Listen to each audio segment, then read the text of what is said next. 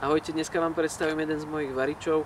Jedná sa o varič na tekutý, ale môže byť aj na tuhý alebo pevný lieh. No a jedná sa o varič československej socialistickej výroby, varič Varžík, alebo ak by som to povedal po slovensky, tak asi varík.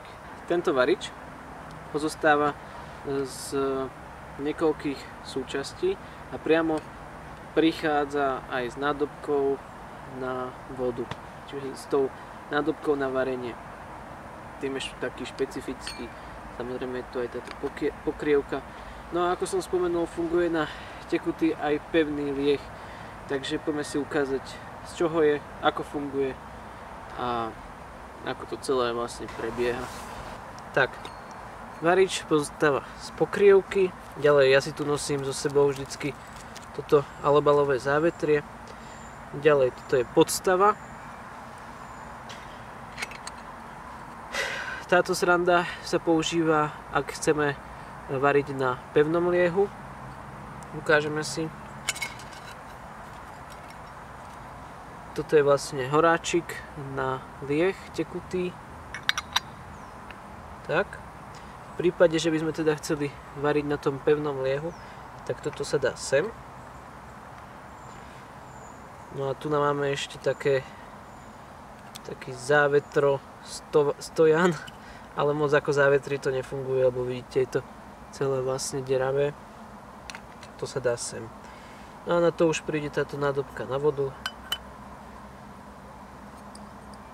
a pokrievka. A môže sa variť.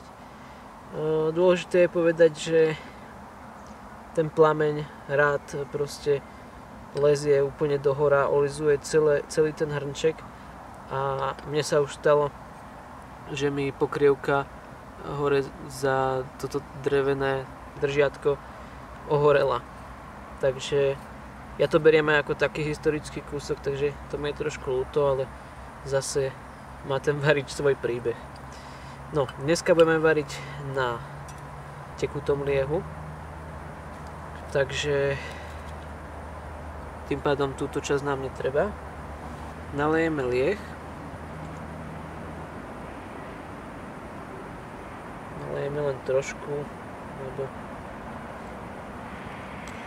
chceme len na ukážku.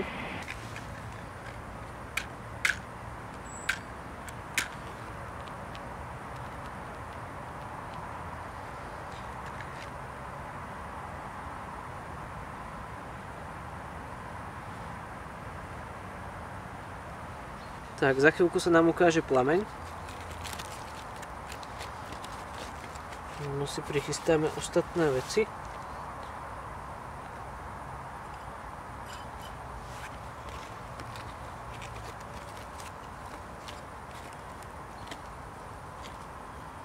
Toto závetrie je veľmi dôležité, najmä pri tomto variči.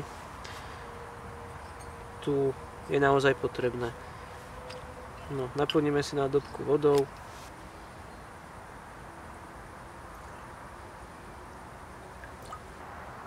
Pomaly začína splyňovať. Takže môžeme tam dať vodu. No a ako som spomínal, táto pokrývočka mi už ohorela, čiže len teraz ju pre ukážku používam, ale väčšinou ju dávam bokom. Zohrievam vodu len tak bez pokrývky. Varič sa už činí.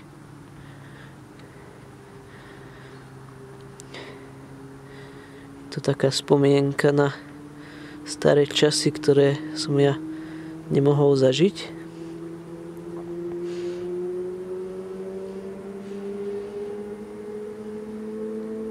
Ale je to taký veľmi sympatický varič.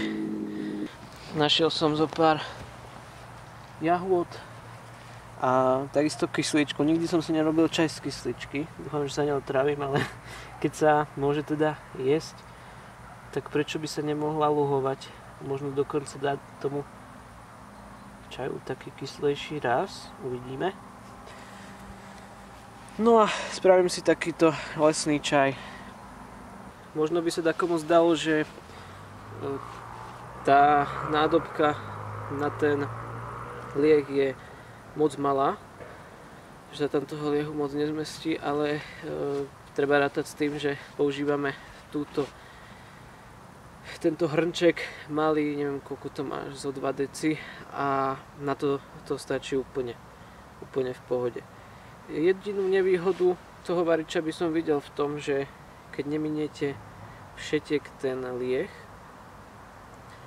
ktorý je v tom horáčiku, tak to musíte všetko nechať dohorieť.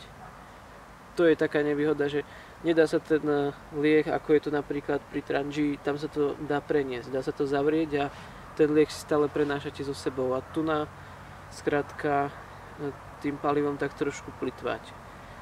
No ale není to nič hrozné, lebo moc sa ho tam tak či tak nezmestí, čiže je to relatívne v pohode. Ale ak by som dáke mínus mal tomu vytknúť, tak je to toto. Ináč je úplne super. Je skladný, je malý, je taký milý. No a musím povedať, že aj ženskému osadenstvu sa vždycky tento varič páčil, lebo je taký, ako som spomenul, milý. Varič nám už zhasol, ja si nechám ešte čaj luhovať. No a s týmto by som sa teda s vami rozlúčil, dúfam, že sa vám video páčilo, ak áno, budem rád za každý like, koment. No a teším sa pri ďalších videách, ahojte.